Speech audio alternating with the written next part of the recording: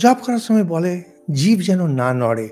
কারণ যদি ঠোঁট নড়ে, জিভ নড়ে এগুলো হচ্ছে চঞ্চল মনের লক্ষণ। আর এগুলো নড়লে মনকে চঞ্চল করে। এগুলো হচ্ছে ধ্যানের বিরাট বড় বিঘ্ন। স্থৈর্য। শরীর স্থির হবে, মন স্থির হবে।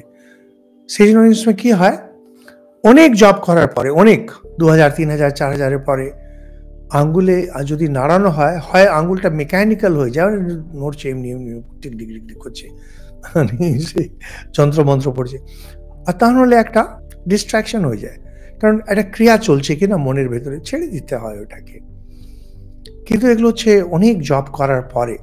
জপ যখন মোটামুটি সারাদিন সারারাত হয়, কিছুটা চেষ্টা করে, কিছুটা আসনে বসে, কিছুটা চলতে ফিরতে, কিছুটা কাজ করতে, করতে তখন দেখবেন ঘুমে আপনার যে স্বপ্নগুলো, দিব্য স্বপ্ন আসতে শুরু হবে।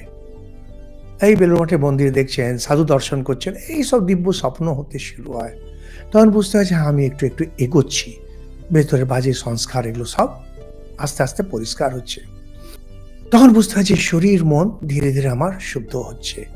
এই অবস্থায় জপ আরেকটু বাড়াতে হয়। জপ যেমন, যেমন বাড়ে ওখানে কোনো উত্তেজনা থাকবে না। মন শান্ত মন, স্থির মন জপ ধ্যান করছে।